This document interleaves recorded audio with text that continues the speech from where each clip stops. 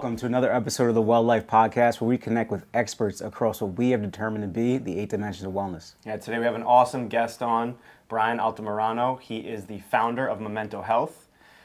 Man of many interesting things. He's a Marine, recently completed an ultra marathon, which is 100 miles. Can't imagine that, but yeah. And then just power lifts on the side. Yeah, right? for fun. Appreciate you taking some time with us today, man. Thank you for taking the ride out.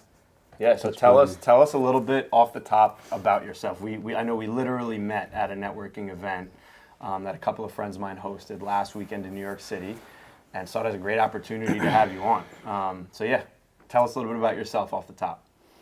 Yeah, like some of the stuff we talked about. I'm former Marine, so I was in the Marine Corps for 5 years. Prior to that, I was a boxer, so I started boxing as a kid, went to the Marine Corps, did that for 5 years. After that, I went to school, went to Columbia, studied philosophy, did my pre-medical courses, studied like mathematics and a few different courses along the way. So I got enchanted pretty much with the concept of education and knowledge, right? Curiosity is a big aspect of things. From then on, I sort of started going into starting my own businesses. So I bought a few houses, I did the real estate stuff for a little bit, some investment properties. Then after that, I started a supplement company, which is Memento Health. It took us a while to get it started. We started back at the beginning of 2020 with the whole COVID thing happening. Yeah. So, it's a very Shuts down operations. Very slow start, yeah. But after that, by 2022, we're getting ready to launch. I ended up going to Ukraine, so I volunteered there for a couple months as well. So everything was on hold for a little while. And then when I came back, we restarted everything. And by the end of 2023, we launched Memento Health, and we started selling supplements across the States. It's been going super well, actually, tremendously well. So I'm very, very thankful for everything that's happening so far. Cool. Yeah. Real quick, what is Memento Health? So it's Yeah. I appreciate that. I think we talk about intention a lot here, right? So that definitely has a crossover with all the things that we do kind of here, right, in our studio, across the business as well. Yeah, no, absolutely. I think it's important to have this dynamic of your prior experiences propelling forward action. Sort of like the same thing with this company was the idea of, the philosophy and the pre-medical courses, right? All these different things, the science background, the boxing and the competition sports that I do, and the philosophy as well. So putting all these things together into one company, it's quite an achievement. Yeah. So obviously we want to talk a lot about Memento. We want to talk about, right, the electrolyte supplement in itself. But before we get there, can you give us a little deep dive more about how do you get to becoming kind of you, right? So someone that joins the Marines, someone that's going to do an ultra marathon, what is your, someone that can push themselves to such capacities, kind of how'd you come up, where'd you become this kind of competitor within yourself? Yeah, it's a fascinating concept. I think it's interesting to think about, how do we come to do the things that we do, right? And we can always narrow it down at the particular moment, or we can always trace it back and far back into our youth, right? So growing up, I was, I guess I wasn't necessarily fully active in sports or anything along those lines, but there was always this incentives. I remember with my dad, we used to watch boxing and all these different things. Yeah. I grew up with this mentality as a kid of this internal drive for actions. But it wasn't until I was 12 years old I started getting more into sports. Started competing more, getting into boxing, which is completely fascinating. There's I think young kids or young boys specifically should get into some sort of competitive sport, especially martial arts. It's phenomenal for this concept of developing the character, developing traces of discipline, which is pays off over the long period of time. I think the aspect of boxing at that time completely changed the dynamics in what I was doing. It developed a bunch of concepts of disciplines, allowed for improving my classes and all this different stuff. So it started like early on in life, and that sort of like increased over time. The military was a phenomenal way as well. You had no choice, you know. Yeah. Anytime you have no choice and you have to do what has to be done, then it's just transcends your being at that time. Yeah. What? So you said that you prior, right, to podcast, you said you wanted to be a Marine because you liked that they had a good boxing program. Yeah, Brian couldn't find any other way It's the to other way. box, so he decided to go to the Marines. That was the best way, man. That's it. So what led you, like, was there a moment where, I mean, take us through that decision too, because that's a huge life altering or path changing decision where being a kid, right, maybe your mentality isn't fully conscious of what the world has to offer and what you're actually doing and what mindset you live based off of what other people live and like what the Marines are and how hard that actually is, right? And it's like, I just want to box, so I'm going to pick one of the hardest, most structured ways of life to give me access to that, right?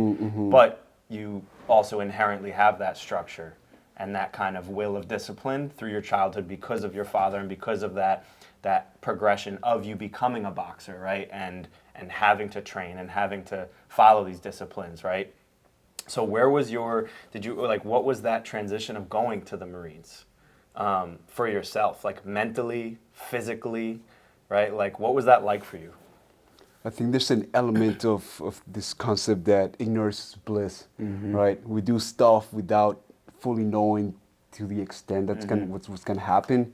So we jump ahead and then we realize as we're doing it, oh, this is pretty intense. So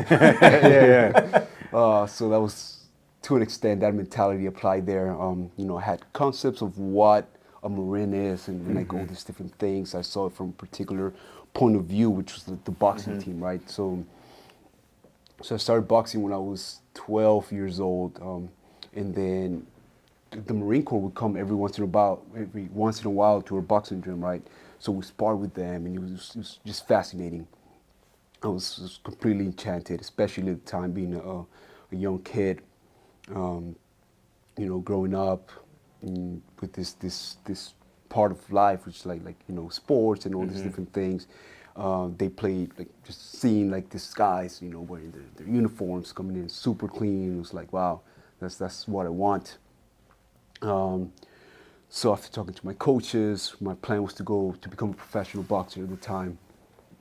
So after talking to my coaches, we're thinking of, going pro at the age of 21, 22.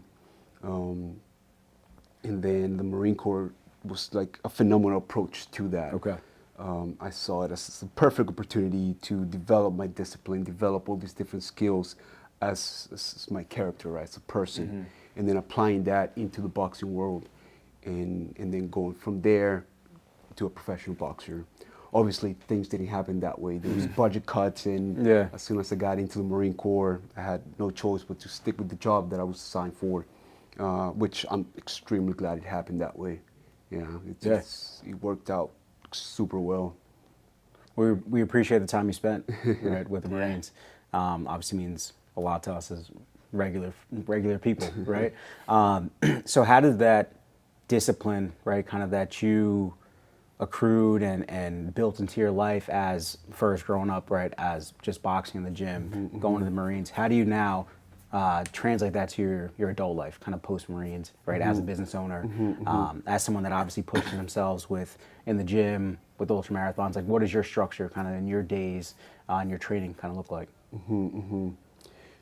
Yeah, when you're 18, 19, 20, 21, the experiences that you have during that time in your life sort of like grab a hold of you, and they stick around for later on in life, your late 20s and then onwards, right? So during that time, I think the aspect of the discipline that was developed there, the idea of waking up every day in the morning, right? There's this notion that, of cleaning up your bed, right? Like doing your bed every day, making sure that your room is clean, all these like very minute things that the military is very keen on, especially the Marine Corps, had tremendous impact in the long, I guess, psyche of an individual. So all those little tiny little things that we did sort of like pays off in dividends over time. You know, I wake up every morning now, still 3:30, 4 o'clock in the morning. I'm up during the week. During the weekends, maybe like 5:30, right? Late. 6 o'clock. Yeah. Sleeping in, man. Sleep. Yeah. That's it. It feels good. Yeah. Yeah. I guess the plan of waking up before the sun. Yeah, man. Yeah. You know, it's phenomenal. Everything's quiet. You have time for yourself, and then you kick off the day. So that plays an important aspect. Then working out early in the mornings, getting everything done, then moving on to my businesses, right? So, you know, wake up 4:30. By 5:30, I'm usually in the gym working out. 6 o'clock, I'm done. Maybe 7:30 or so. Then I dedicate my time for my company, for Memento Health. I do stuff for that. I spend a lot of time like reading articles, scientific documents, all these different things. After that, I may do a second workout, go for a run, depending on the type of program that I'm doing at the time. Then, you know, go back into reading, doing all their aspects. I'm actually working on a nonprofit right now, so I'm in the early development of starting a nonprofit. Yeah. So I spend a lot of time in the afternoon, focus on that as well. And then after that comes the evening times, a little more relaxed. I get to, you know, relax a little bit more, maybe spend some time with my girlfriend, and then go to sleep early and start the day again and again. The process of doing the same thing over and over and over again is just something that we lack, I think. It's fundamental for progressive development. Yeah. I feel like it's people always look for the escape, right? How do they change it or pull out or take a vacation from it? I guess that's how the world is constructed, with maybe 9 to 5 work, right? You're taught that in school, that type of schedule. But then when you're fully fledged on your own, and you take all these things that develop in your psyche, piece them together to form the individual you want to be, and then piece together the lifestyle you want, right? That lifestyle is formed from, like, we talk about that within like mental wellness and just all-encompassing wellness of like, how can you live less stressed, right? Or less feeling like you need to be somewhere else or accomplish something else. It's like, how do you just stay on the ground and accomplish what you want? And that's done consistency over time, doing the things that matter the most towards the goals that you want, right? So it's a really interesting thing of saying that you feel like that, like the world lacks that. Because I agree with that big time. Because it's like, oh, you work out every day? Like, yeah, it's just what I do. Like, that's what you do. You get up, you eat breakfast, maybe you do, right? Those things, you look for those things, and you like, especially when you have a non-for-profit, trying to run a 100-mile ultra marathon. Granted, that's probably a certain block of months of training. You're not running that distance all the time, right? But how do you organize that? Where like, get up 2 hours earlier, go to bed really early, and don't watch that show that you want that keeps you up for an extra 2 hours, and then you feel tired from it, right? Give yourself the time and the lead on the day almost. You're ahead of the day, so that when you're done, there's still some day left almost, right? And you tend to all these things. Yeah, absolutely. And there's this idea of, you know, doing the task over again, it becomes like part of your character, right? Yep. Confucius, I don't know if you guys are familiar with Confucius, he said that, what is it, that sort of our habits, right, they precede us. Like what we do, rituals precedes humanity, that's what he said. The idea that our constant habits, everything that we do precedes our individuality. It's something that has been done over and over again since before we were born. Yeah. So I take that similar approach, sort of like our habits precede us. So what we did prior are gonna come up farther down the road. So the more you continue to do a particular action, the more it becomes solidified within your character. Yeah. It becomes a habit, and then it becomes part of your ritual. Your morning ritual becomes second nature. You know, getting up early in the morning, brushing your teeth, working out. These things are a habit. They are sort of like your morning ritual at that point. Yeah. That's something that we talk about a lot. Just to kind of align it with even just fitness. So if someone has a fitness goal, we kind of talk to them about how motivation and your habits, right? So at some point you're going to become unmotivated. And in your sense, it could be, I don't really want to work on my non-for-profit today. I don't want to wake up at 3:30, but you're always going to default to your habits. So if your habits are that you wake up early, that you get your articles in, that you get that workout in early, you're going to still succeed, right? Because you're not going to default to something that's just saying, oh no, instead I'm going to sleep and I'm going to sit on the couch today. No, what I do that makes me feel good is I wake up early, I get to the gym early, I get in maybe 2 workouts, I read articles. Now I have time for my not-for-profit, right? If I was defaulting to bad habits, you lose that time, right? Yeah. Now you don't get to hang out with your girlfriend, and she's upset, you're upset, right? Yeah. And that stuff starts to compound and snowball. Yeah. It's almost like the beauty and the enjoyment. They always say like the process, right? That like the motivational BS, right, on social media, right? When someone or an influencer is pushing, it's like the process is the reward, kind of, but it's extremely true. I just don't think people live deep enough and look deep enough inside of what they want in their life to feel that. So it's like the process is the outcome, right? You're constantly doing that to be able to be who you are, right? And it's like it's not a stop doing it once you achieve something. Right, people look at that with like, I guess, retirement, because that's very numerically based, but everything else is the process, right? And I wanted to ask you, how does your process change when you have these goals, right? So you had the goal to do the 100-mile ultra marathon, launching the supplement company, amongst being overseas, right? Amongst having pieces of real estate or looking to buy a piece of real estate and sacrifice that amount of money, potentially hoping that it profits you back, right? How did your processes change specifically in the 100-mile marathon, right? And now going into a powerlifting competition with your daily habits, what kind of shift did that take like for yourself? Well, there's this really interesting concept, right? Nietzsche is like one of my favorite philosophers, phenomenal, just brilliant guy. He says that man is something that must be overcome. What are you doing today to overcome yourself, right? It's the idea that we must develop this concept within ourselves, right? This I guess, this psychological houses that we build within us. And his idea is that we are, instead of building one giant house, we should build many houses, right? Build many personas, so to say, and when the time comes, be able to destroy that house or be fine when it burns down, because you have other houses, right? Yeah. And same thing with the psyche, is the idea of being able to be a person that's not fixated on one particular thing. The more you develop, your character, right? Yeah. So with that notion, sort of like when it comes to training for an ultramarathon, for example, if I'm going from powerlifting to training for an ultramarathon, there's this ego that happens, and it has to happen, and it kind of sucks. You start running and you're like, okay, I've been powerlifting for so long now, like my fitness, my endurance is not where it used to be, and it kind of like hurts to start back again, and then your strength starts going down as well.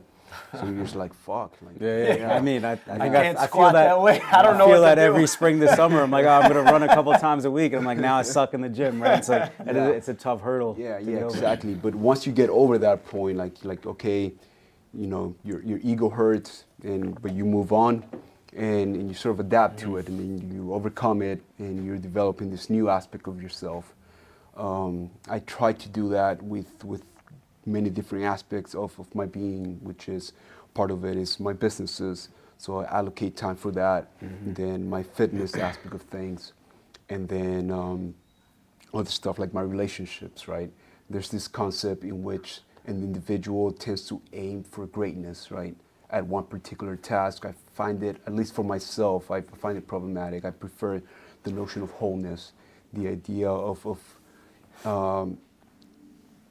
I guess, capturing a big aspect of things, and instead of being 120% efficient at that one task, rather be 85% efficiency at a multiple different tasks, and sort of like keeps me whole, keeps me balanced. Like naturally, I'm Like, I do a lot of stuff when it comes to aspects of like self-awareness, right? I think I have a concept of knowing myself to an extent, and I would say that I am naturally I have an addictive personality, right? Okay. Which can be problematic. I believe, like around like 80% of individuals with an addictive personality tend to end up in jail, right? So I found myself very lucky as far as like the way That you my haven't life gotten has caught turned yet. out. Yeah. I use, like, if you know this particular aspect of yourself, you're able to channel that energy. So I channel my energy, I guess, for different things, whether it's education, sports and stuff like that, giving time to my relationships and improving those things. So understanding that aspect of myself helps me a lot. Like, my grandfather was a huge alcoholic, right? Huge alcoholic. My father, he's not. He doesn't drink. He doesn't do any sort of drugs. I barely drink. So my father saw that from my grandfather, and he channeled his energy into his work. He works a lot. I have that same sort of like personality. I realized that, and I channel my energy into different aspects as well. So becoming aware of yourself sort of helps you. That's interesting. Yeah, I think that self-awareness is very hard for people. I think we try to drive, when even people are kind of creating goals, to kind of check in with themselves and know where your issues are, where your pain points are, who you are. I think that's kind of the first hurdle for people. Yeah. Because you have to, that takes time, that takes inflection, right? It takes you, like, deep introspection, and we don't know if people give themselves enough time to look at themselves. And it's difficult, Or you create this character of yourself, and then that's just who you are. So it's just like, even what you outwardly put out is just this character you're kind of creating for yourself, right? But if I'm self-aware, then I can know if I'm not being a good person, or if I'm not being a good person because that's who I want to be, right?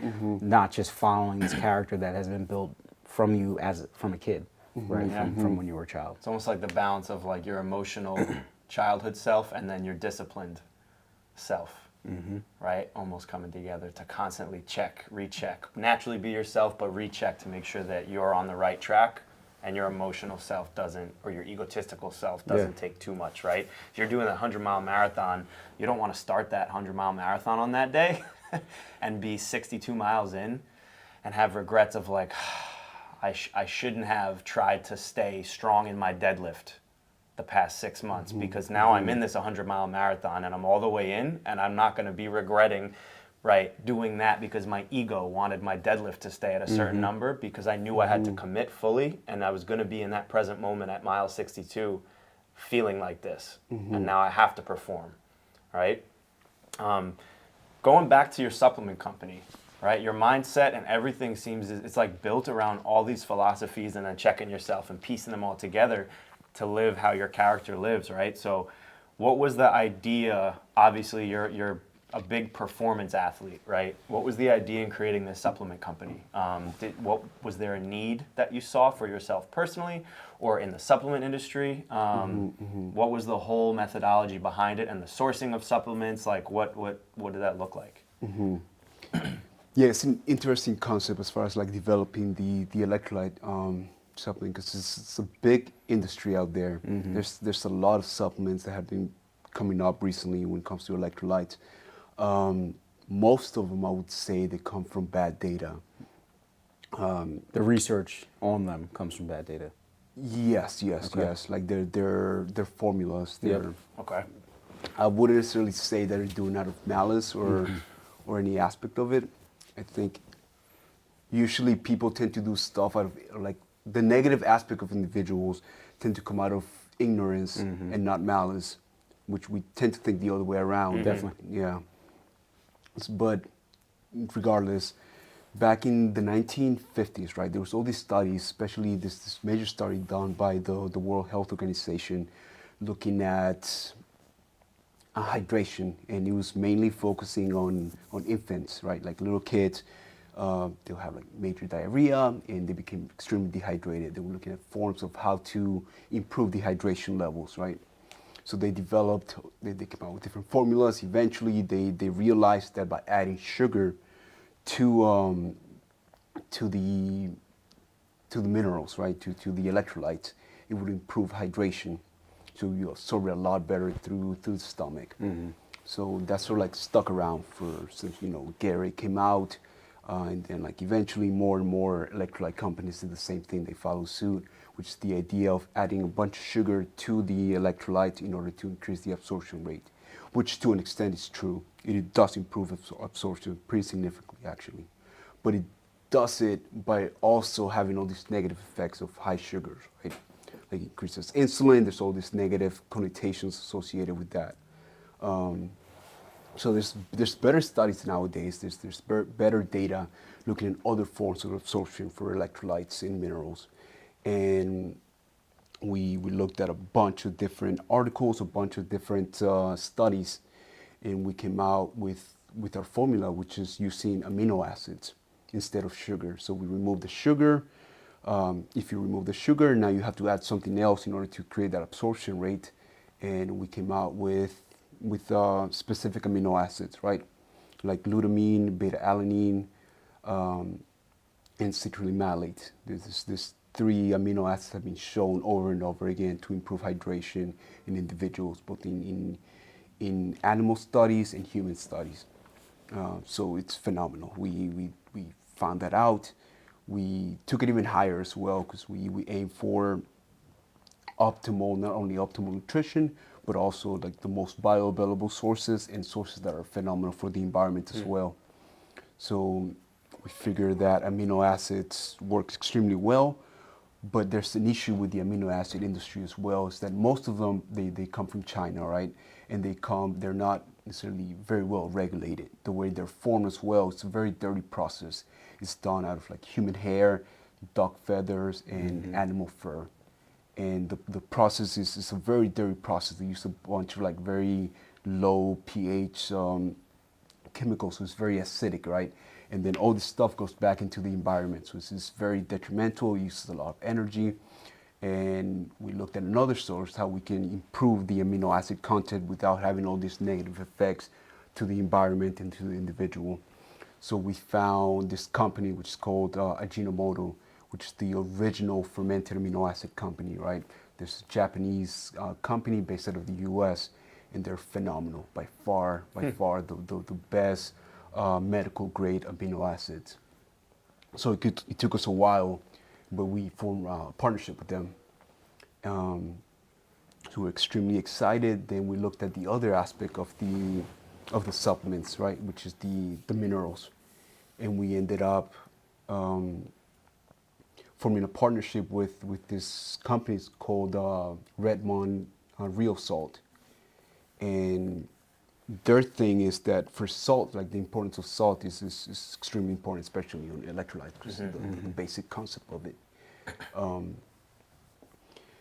We ended up, one second. The main notion of it is that most salts, they are, when you think of like pink Himalayan salt. Have you guys heard of that? The issue with that salt is extremely clean, right? It's a clean source of salt, but it does have its own issues with it. It's the way that it's being farmed. They use dynamite. It's a very dirty process. So Redmond Real Salt is the only salt based out of the U.S. that comes from a dried up ocean from like millions of years ago. The way they pull it out of the earth is extremely clean, and it's covered by volcanic ash, so it has a bunch of like micro minerals and stuff like that as well. So we partnered up with them as well. So now we have these 2 phenomenal companies, and it was just a matter of combining that and finding a manufacturer that would be able, FDA approve all these different things. Another important aspect is getting a third party tested as well to make sure of purity and all these different things. So eventually we combine everything together into our formula. Yeah. Wow. No, that's great. And obviously, so we talk about supplements a lot here. I think we've had even like a separate podcast kind of talk about supplements, and that it is, to your point too, a very misleading and can be just a crowded space of what could be supplements that have additives. And I love to hear your stance at saying that this is a lot of times based on ignorance and not malice, right? Not someone just trying to push a bad product, but just the fact that they thought it was a good product, they just didn't know how to kind of get there. with that in mind, so you kind of talked about the sourcing. Tell us a little bit about the formula. So I know that you have a really big importance and push on kind of the sodium to potassium ratio there. Love to hear about that you guys' stance on that and why that's important. Yeah, absolutely. So, there's a lot of these supplements. They have these keyword terms, right? They have like, okay, we have sodium, we have magnesium, we have all these different minerals, but the ratios are completely off. There's no, like, the ratios are not in accordance to our biology, right? And a really good supplement, a really well-known supplement is Element. Element has been blowing up. One of the important things for Element is that they don't use any sugar. And there's a few other supplements as well, electrolytes, that don't use sugar, which I think is phenomenal. But the issue is now they don't have any sugar. What do they use in order to improve the absorption rate, right?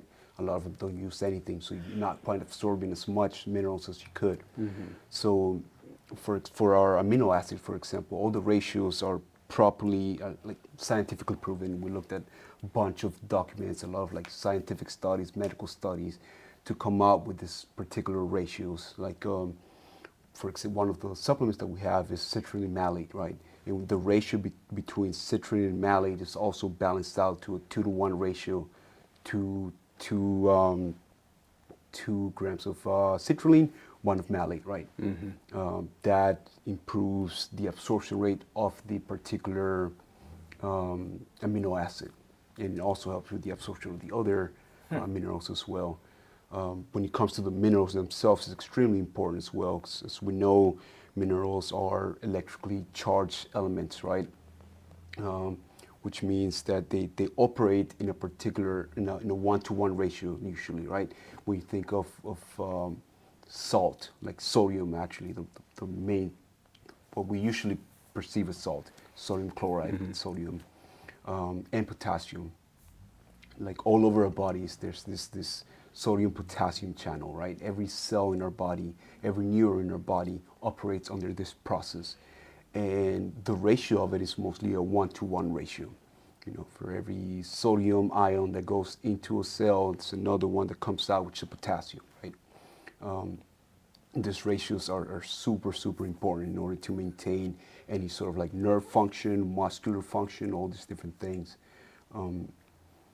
A lot of companies spike up the amount of sodium because it's a lot cheaper to have sodium in their supplements than it is to have potassium.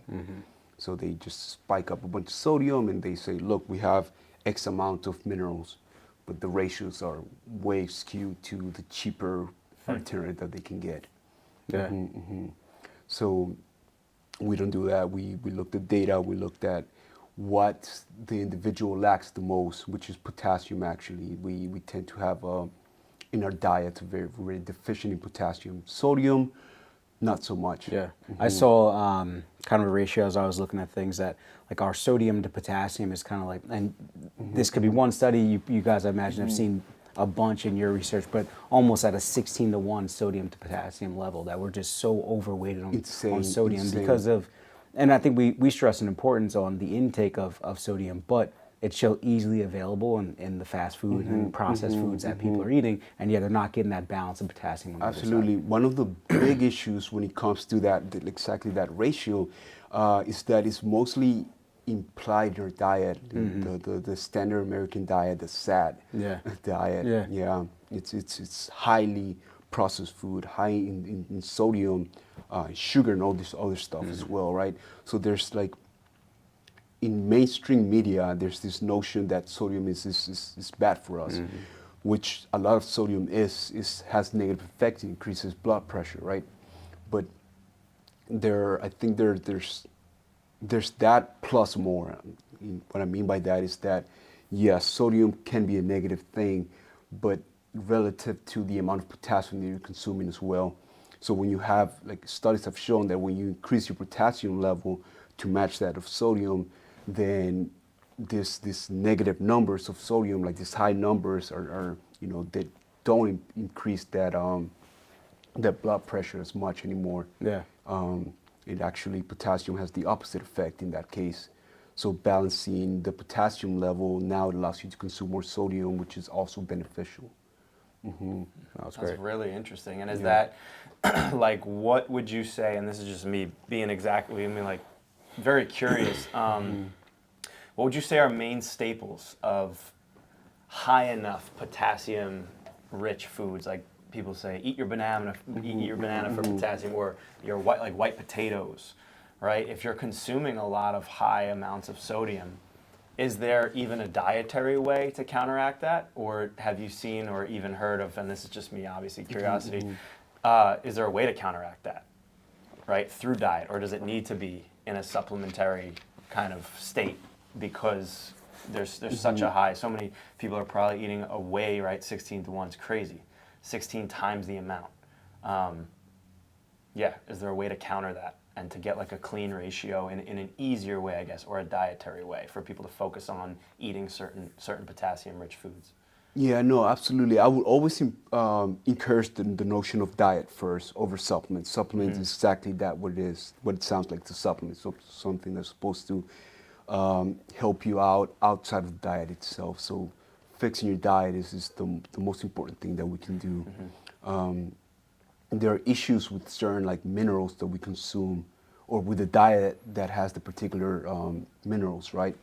For example, magnesium, right? We're highly deprived of magnesium as well. And a lot of the magnesium that we get it from like leafy green vegetables. Almonds, for example, have magnesium as well. Beans and stuff like that. The issue with that is they also have anti-nutrients, things that actually suppress the absorption of those minerals. So even though they might be high in magnesium or potassium, they could also help prevent the absorption of that. So you just you pee it out at the end of the day. So that becomes a problem. So being very careful with the food that we eat and the time that we eat it, and the combination of the different foods that we have as well plays a role. Bananas, for example, and potassium, they do have a substantial amount of potassium, which is great, but they also bring about a bunch of sugar. It spikes up your insulin level. Now you have all these other negative effects associated with it. A phenomenal alternative to banana would be something like an avocado. Has very low sugar levels and just as much potassium as a banana, if not more. Oh, it's good to know. That's interesting. Yeah. Last thing, training-wise, what is your typical, I guess, dietary kind of consumption, right, basis for your training, with marathon training, powerlifting, and your kind of sense to adapt to these kinds of these very different styles of training?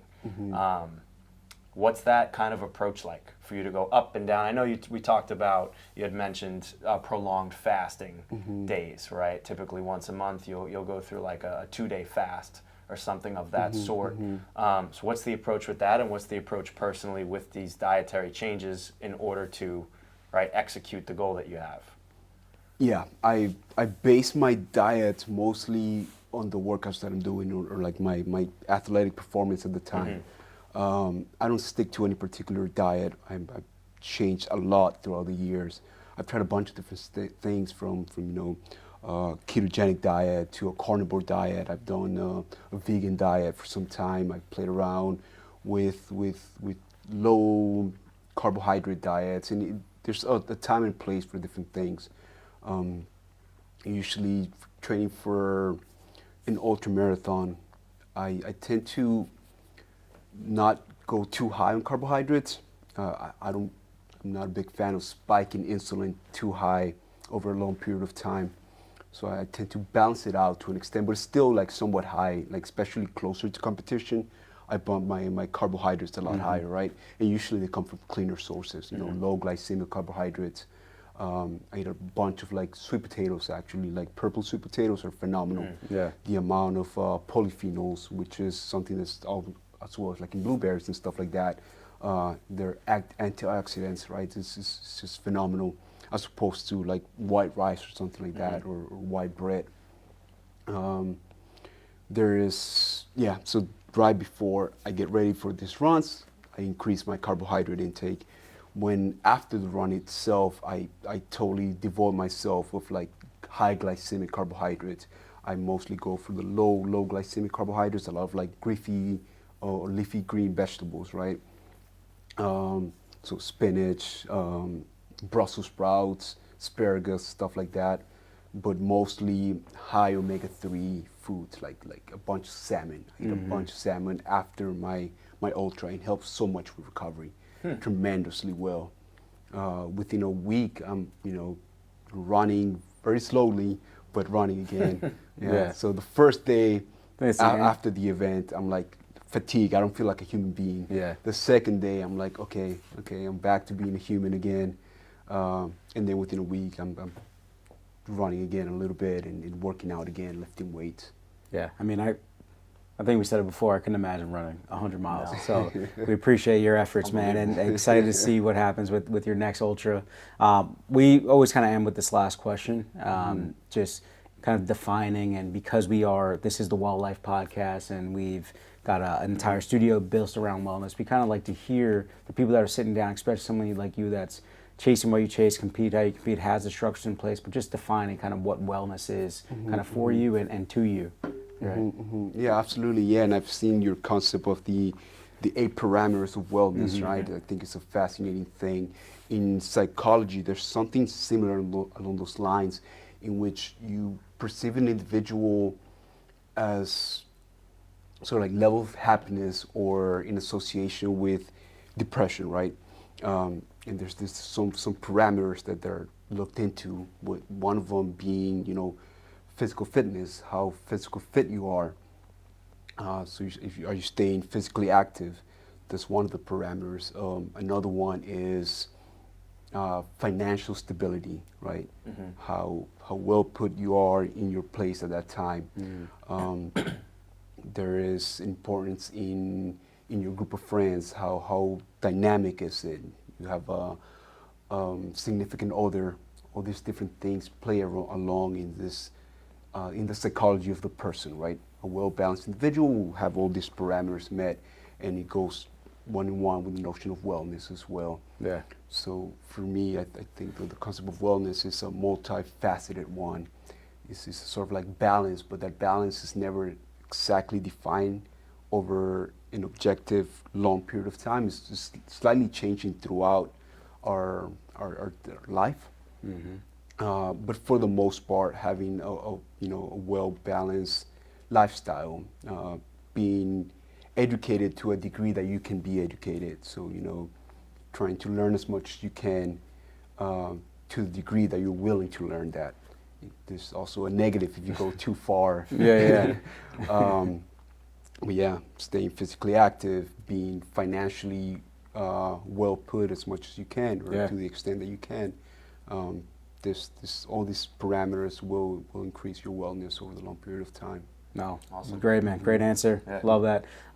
Really appreciate the time. Obviously, if anyone has just listened to the episode, they know you're doing a lot of stuff. So for you to spend some time with us means a lot, man. Yeah, We appreciate your story and what you're putting out. Thanks for riding out here from New Jersey too on short notice. Also, where can they find you? Where can they find your supplement and even your personal Instagram?